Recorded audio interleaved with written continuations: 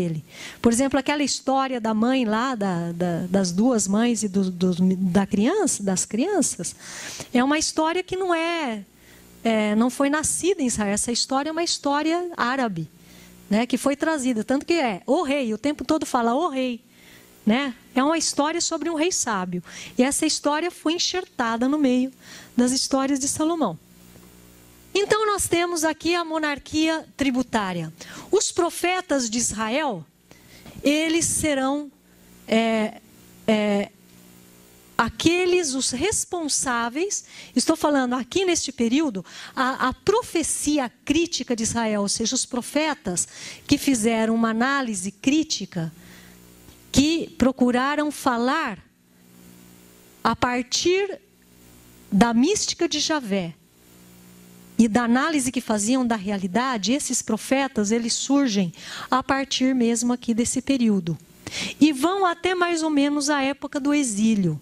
É interessante a gente observar que esse tipo de profecia, que alguns teóricos chamam de profecia crítica, por quê? Porque eles não apenas fazem a crítica, mas mostram a crise do sistema tributário em Israel, mostrando que nesta crise, né, qual é a razão verdadeira da falência, da destruição do povo de Israel.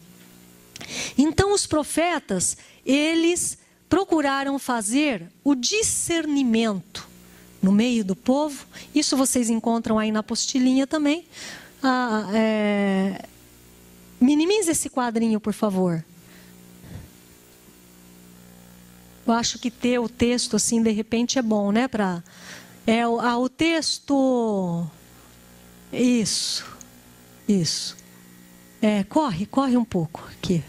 A parte dos profetas, Davi, Salomão, profeta, um pouquinho mais. Não. Volta, isso. Um pouquinho antes. Isso.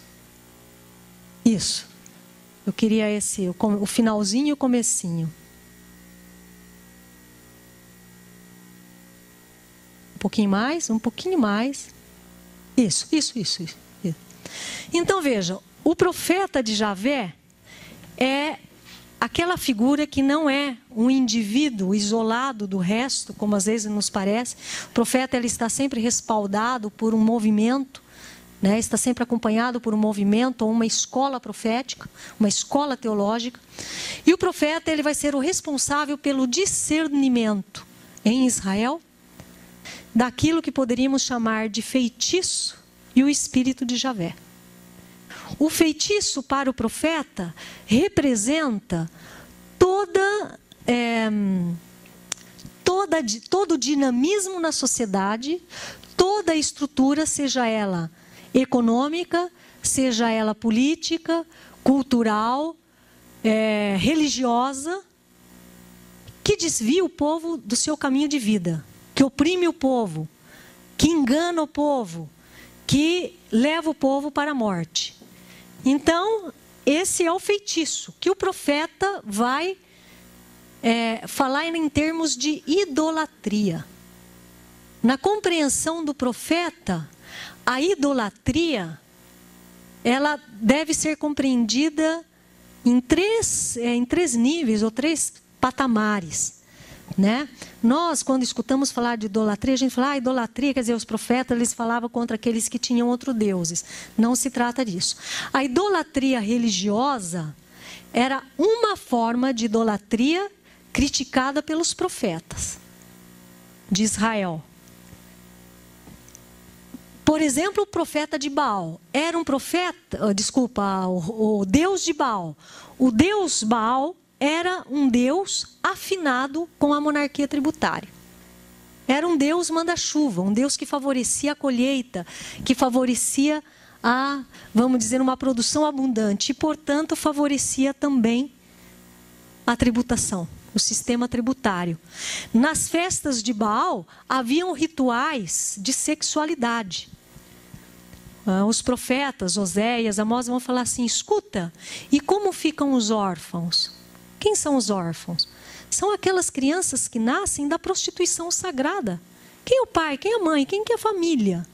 Ou seja, a idolatria religiosa é criticada por eles quando ela é o eixo, a razão do rompimento dos laços familiares e tribais. Quando a primeira célula da sociedade, daquilo que daria, em primeiro lugar, a harmonia da vida de um povo, quando aquilo ali se rompe. Né? Quer dizer que aquele tipo de religiosidade era visto de uma maneira terrível. Eles falam assim, não, isso aqui, isso é mentira, feitiço, tá? Ou fetiche na linguagem antropológica, né? Mas não apenas deuses como Baal e outros deuses da fertilidade eram denunciados pelos profetas. Toda religiosidade, mesmo de Javé, quando os profetas percebiam que a religião de Javé se tornava nas mãos do monarca um instrumento de manipular o povo e de manter o povo sem a sua autonomia, isso era também considerado idolatria pelos profetas. Então tem vários trechos que ele fala assim, não, mas esse não é Javé. Né? Ou, por exemplo, o templo. Todos os profetas do século VIII, com exceção de Isaías, no começo da sua missão, todos eles criticam o templo. Alguns deles falam, olha, você coloca o pé no templo, já está pecando. Por quê? Porque o templo é um instrumento da monarquia, que se utiliza da religião, coloca Javé lá dentro, para manipular a vida do povo. Para falar que a lei do rei é a lei de Javé.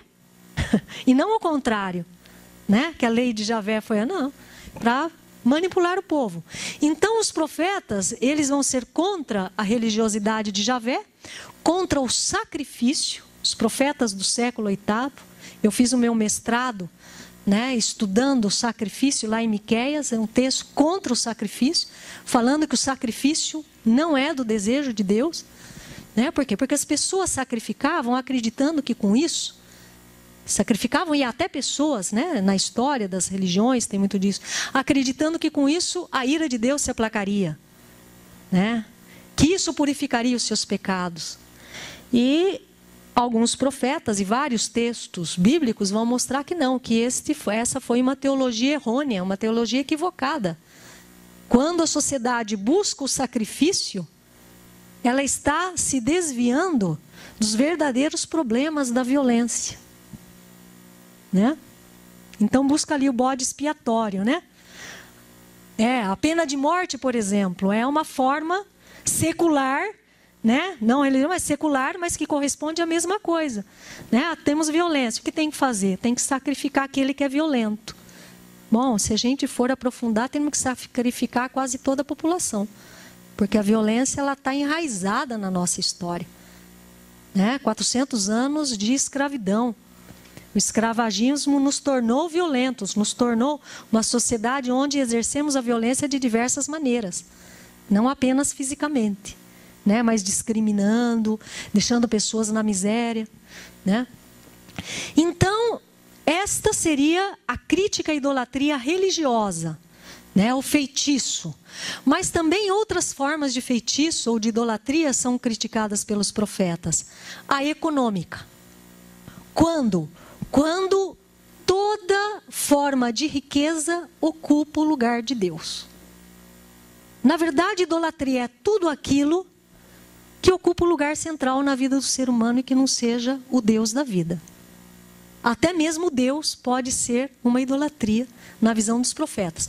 Quando este Deus, que pode se chamar Javé, um Deus não exigente de justiça, um Deus que favorece uma situação, uma sociedade construída não sobre as concepções originais do reino de Deus, então também é visto como idolatria por eles. No caso da economia, toda riqueza, todo apego ao poder econômico, aos bens, né? Toda a violência que nasce é visto como idolatria. Né? Interessante observar que Jesus, o único momento que Jesus se refere à idolatria nos evangelhos,